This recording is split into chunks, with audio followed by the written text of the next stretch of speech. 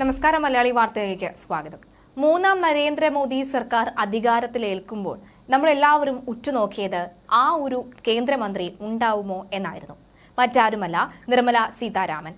നിർമ്മല സീതാരാമന് ധനകാര്യ വകുപ്പ് തന്നെ ലഭിക്കുമോ ഇല്ലയോ എന്നൊക്കെ വലിയ രീതിയിലുള്ള ചർച്ചകളുണ്ടായിരുന്നു. അമിത്ഷാ, നിർമ്മല സീതാരാമൻ തുടങ്ങിയവരൊക്കെ തന്നെ ഇക്കുറിയും ഉണ്ടാകും എന്ന റിപ്പോർട്ടുകളാണ് ഇപ്പോൾ പുറത്തുവരുന്നത്.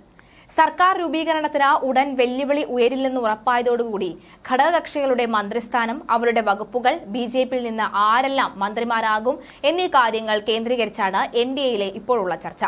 മന്ത്രിസഭയുടെ സത്യപ്രതിജ്ഞയ്ക്ക് ഇനി വെറും മണിക്കൂറുകൾ മാത്രം ബാക്കി നിൽക്കെ ഘടകകക്ഷികളുമായി ഇന്ന് തന്നെ ചർച്ച പൂർത്തിയാക്കാനുള്ള ശ്രമത്തിലാണ് ബിജെപി. വിലപേശാൻ സാധ്യതയുള്ള ടിഡിപിയെയും ജെഡിയുവിനെയും അന്വയിപ്പിക്കുകയാണ് പ്രധാന വെല്ലുവിളി. സർക്കാർ രൂപീകരണ നീക്കങ്ങൾക്ക് തൽക്കാലം പ്രതിപക്ഷത്തിന്റെ വെല്ലുവിളി ഉയരില്ല എന്ന് ഉറപ്പായതോടെ ചുരുങ്ങിയ സമയത്തിനുള്ളിൽ മന്ത്രിസഭയിലെ ഘടകകക്ഷി പ്രാതിനിധ്യം, ബിജെപി മന്ത്രിമാർ ആരൊക്കെ തുടങ്ങിയവയിലേക്ക് ബിജെപി പൂർണ്ണമായും ചർച്ച കേന്ദ്രീകരിച്ചു കഴിഞ്ഞു.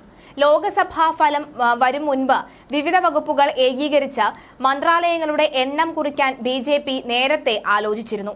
എന്നാൽ ബിജെപിക്ക് തനിച്ച ഭൂരിപക്ഷമില്ലാത്ത സാഹചര്യം മുതലാക്കി ജെഡിയു, ടിഡിപി എന്നീ പാർട്ടികൾ കൂടുതൽ പദവികൾക്കായി രംഗത്തുണ്ട്.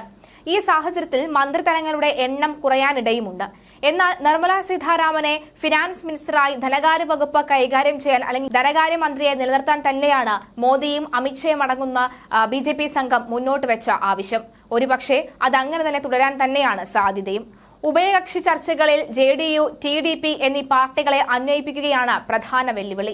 ആന്ധ്രാപ്രദേശിന് പ്രത്യേക പദവിയും ലോക്സഭാ സ്പീക്കർ സ്ഥാനം, കേന്ദ്രമന്ത്രി, സഹമന്ത്രി എന്നിവ ഉൾപ്പെടെ 6 സംസ്ഥാനങ്ങളുടെ ടിഡിപി ആവശ്യപ്പെടുന്നതാണ് വിവരം. കൃഷി, വിദ്യാഭ്യാസം, ആരോഗ്യം, ഗതാഗതം തുടങ്ങിയ വകുപ്പുകളിൽ ടിഡിപിക്ക് നേട്ടമുണ്ട്. സ്പീക്കർ സ്ഥാനത്ത് നിന്ന് ജെഡിയുവിനും ആഗ്രഹമുണ്ട്. സഹമന്ത്രി ഉൾപ്പെടെ 5 മന്ത്രിസ്ഥാനങ്ങൾ വരെ ആവശ്യപ്പെട്ടിട്ടുണ്ട്. സഖ്യകക്ഷികളുമായുള്ള ചർച്ചയ്ക്ക് അമിത്ഷാ, ജെ.പി. നദ്ദ, രാജ്നാഥ് സിംഗ് എന്നിവർക്കാണ് ചുമതല.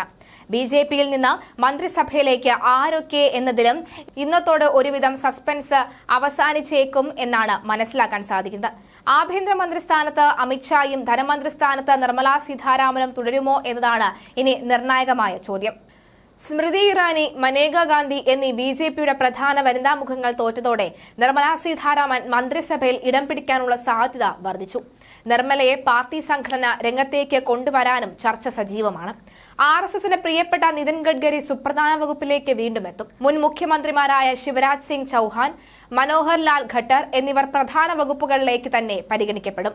ബിജെപി അധ്യക്ഷ സ്ഥാനത്ത് കാലാവധി പൂർത്തിയാക്കാൻ ഇരിക്കുന്ന ജെ.പി. നദ്ദ പാർലമെന്ററി രംഗത്തെ നിർണായക ചുമതല ഏറ്റെടുക്കുമെന്നും ഏറെക്കുറെ ഉറപ്പാണ്. ഒഡീഷ, തെലങ്കാന, ആന്ധ്രാപ്രദേശ്, കേരളം എന്നീ സംസ്ഥാനങ്ങളിൽ നിന്നുള്ള എംപിമാർക്ക് മന്ത്രിസഭയിൽ കൂടുതൽ പരിഗണന ലഭിക്കാനും സാധ്യത ഏറെയാണ്.